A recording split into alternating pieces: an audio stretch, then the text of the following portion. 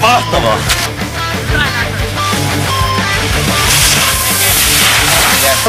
Tervetuloa Palander & Uotila Summer Ski Campille numero 6.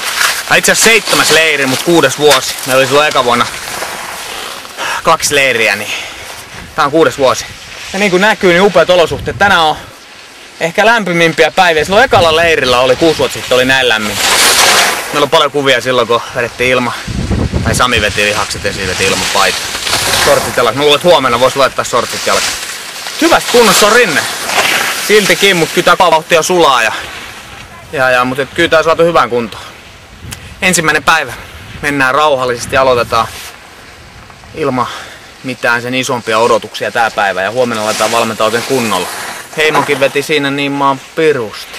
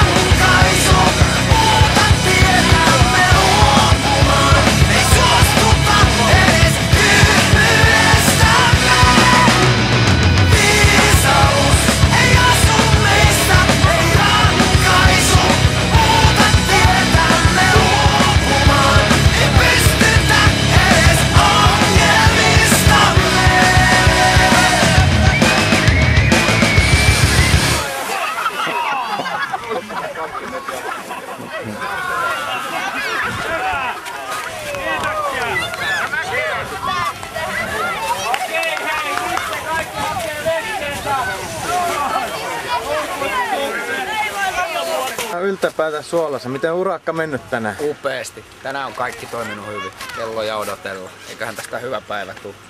Mitäs Rinne vaikuttaa nyt? Rinne on älyttömän hyvä, ei ole mitään ongelmaa. Sinne on ajettu taas se liuos, kun on kissalla menty ja se on kovettunut sen liuoksen ansiosta vähän ja heitetään suolaa vähän päälle, niin saadaan kivikova mäki. Ei olihan me oltiin nyt toukokuussa niin leirillä tossa, niin kyllähän sen semmoinen fiilis oli, että joku puuttuu joukosta, mutta että kyllähän siihen nyt oltiin niinku sillä tavalla niinku henkisesti yritetty valmistautua. Mutta vähän semmoinen, niinku, kun Sami on ollut semmoinen pieni hahmo siinä kuitenkin laskijoiden puolella, niin mä huomasin yhtäkkiä, että onko se niin sitten niinku jäänyt muulle. Kuitenkin siellä jonkinnäköinen ote pitää jonkun ottaa, koska nyt tällä hetkellä siellä ei oikein kellään minkäännäköistä otetta. Niin, että joku Rotisen tai nuorten poikien suhteen tarvitsee pitää. Joo, meillä on kyllä hyvä joukko. Täytyy sanoa, että vaikkakaan Sami ei enää siellä niin paljon pyöri, toivottavasti tulee ensi kaudella käymään jollakin leirillä ja varmaan tuleekin.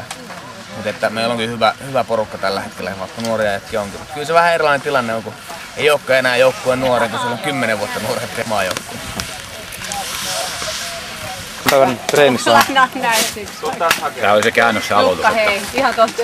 että käännös pitää lähteä leikkaamaan. Näin se on polarisoitu, ei näin itse asiassa on aika hyvä. Pitäisi niinku kaiken ajaa alppihiidossa. Saadaan tehtyä sitä vauhtia, ettei vaan körötetä niinku suksen päälle. Ja sitten kun ollaan sladissa lähdetään käännökseen, sitten pannaan painekepin jälkeen se jarruttaa. Joo, sittenhän me lähdetään liikkeelle, että eihän tämmönenkään leiri onnistuisi ilman yhteistyökumppaneita, että Norda, Fischer, Halte ja Valio ja Ruka mukana olla, niin kyllähän se mahdollistaa sen, että me saadaan tänne kaikki Suomen parhaat alppihiihtäjät valmentamaan ja näinkin paljon kuin meitä on tällä leirillä, niin me tarvitaan todellakin niitä valmentajia. Ja se on hienoa, että ollaan saatu tämmöiset yhteistyökumppanit mukaan ja mahdollistanut tämän homman. Paikallanne! Valmiinanne! Kesäkuu 2007. Palanderen Tuotila Summer Ski Camp on jälleen liikahtanut käyntiin tuossa pari päivää sitten. 24 lasta osallistunut iloiseen tapahtumaan lumella, mitä me pystytään täällä Rukalla järjestämään. On ollut ilo katsoa kehitystä, mitä nuorten parissa on saatu aikaiseksi tässä viime vuosina. Ihan näiden pienempien lasten sekä vähän kehittyneiden laskijoiden taso on kasvanut mielettömästi Suomessa. Ja mä uskon siihen, että osana siihen on vaikuttanut Palanderin ja Uotilan ja muidenkin alppimaajoukkojen ja mieslaskijoiden vaikutus näihin junioreihin. Tarkoitus tässä leirissä on ollut aina se, että tuodaan hyvää mieltä ja tuodaan nämä huippu-urheilijat lähelle nuoria laskijoita, jotta hekin näkevät, että ne on tavallisia ihmisiä, jotka muodostuu samoista aineista kuin he itse. Ja ne avaa paljon silmiä näille nuorille ja siitä me ollaan iloisia, että me pystytään tuomaan nämä kaikki huippupaikalle. Ja itse asiassa mikä hauskinta, niin kaikki vanhemmatkin on osallistunut erittäin aktiivisesti tämän vuoden lastenleiriin. Päällimmäisenä haluan sanoa niin kaikille, jotka havittelevat mukaan pääsyä ja kaikille, jotka on ollut tällä hetkellä mukana, niin ei muuta kuin aina kannattaa hakea sitä kokemusta sieltä, mistä sitä parhaimmin on saatavilla. Ja mä uskon, että tällä hetkellä Suomessa parhaiten sitä pystyy tarjoamaan noin maajoukkueen laskijat, jotka on itse käynyt tämän kaiken läpi ja joka päivä painaa näiden asioiden parissa. Ja voin sanoa omasta puolestani, että on ollut erittäin ilo ja kiva katsoa ja olla mukana järjestämässä tämmöistä tapahtumaa, jossa jokainen on todellakin sydämellään mukana, eikä pelkästään tämän ison rahan takia, vaan tosissaan haluaa antaa kaikki se osaaminen ja tietotaito, mitä itse pitää sisällään, myös tuleville huipuille. Söderholm Kalle kiittää. Nyt lähtee matka kohti Helsinkiä ja ensi vuonna aivan varmasti vielä kovemmalla sykkeellä mukaan. Ja mä luulen, että meillä on vielä enemmän junioreita. Kiitos.